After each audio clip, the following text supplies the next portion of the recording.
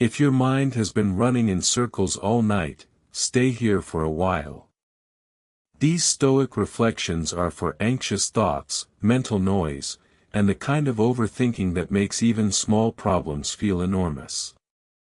We suffer more often in imagination than in reality. An anxious mind can create entire storms before the rain ever begins. We rehearse rejection, failure, humiliation, and loss until imagination becomes a prison. This quote does not deny real pain. It simply reminds you that much suffering is multiplied by anticipation. Tonight, loosen your grip on future disasters. Return to what is here. Often the present moment is smaller, quieter, and more survivable than the fearful movie playing in your mind. Many fears lose power when they are brought back to the scale of the present hour. Ask yourself what is real right now, what is assumed, and what still needs evidence. This simple distinction can calm the nervous system and help you stop feeding imaginary pain with real energy. The happiness of your life depends upon the quality of your thoughts. Thoughts are not decorations. They become atmosphere. They shape the emotional climate you live inside every day. If your thoughts are harsh, hopeless, and restless, your inner life becomes hard to inhabit. But if your thoughts are honest, patient, and steady, even difficulty feels more workable. Stoicism does not ask for fake positivity. It asks for cleaner thinking. Speak to yourself with courage and clarity. The quality of your inner words changes the quality of your entire day. A disciplined mind is not a rigid mind. It is a caring mind that refuses to repeat needless cruelty. When you correct your thoughts, you are not pretending everything is easy. You are choosing language that makes endurance possible and growth more likely. It is not what happens to you, but how you react to it that matters. When you feel lost, it is tempting to believe the event itself has destroyed your peace.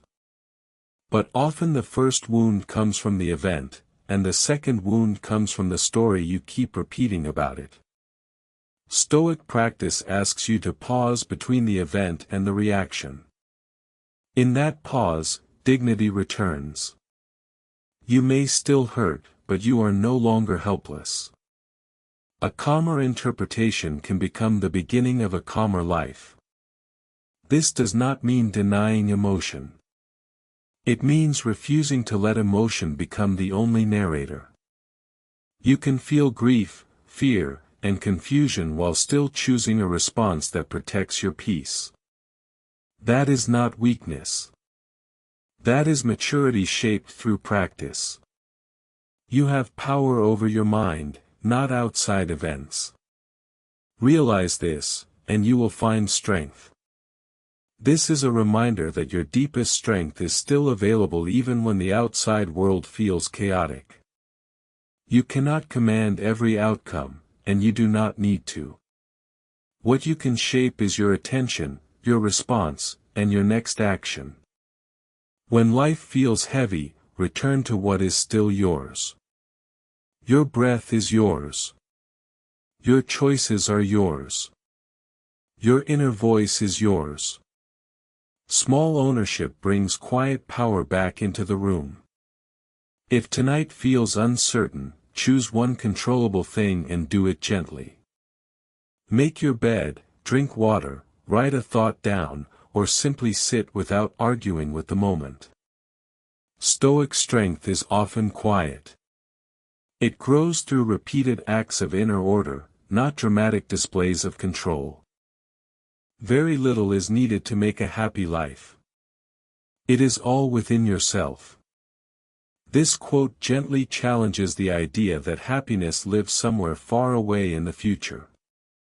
We often imagine peace will arrive only after one more achievement, one more answer, one more rescue.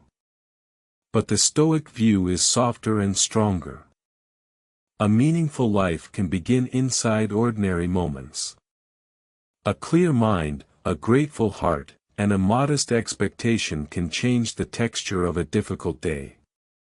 Enough can feel sacred when you truly notice it. You do not have to wait until life becomes perfect to begin feeling grateful.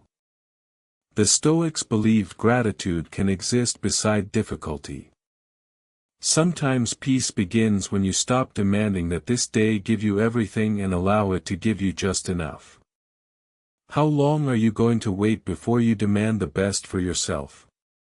There comes a point when waiting becomes its own kind of suffering. Waiting to feel ready. Waiting to feel worthy. Waiting for certainty. This quote is a firm but compassionate nudge. Ask more of yourself, not in cruelty, but in respect. The better life you want may begin with one brave decision made before confidence fully arrives. Start where you are. Honor your standards.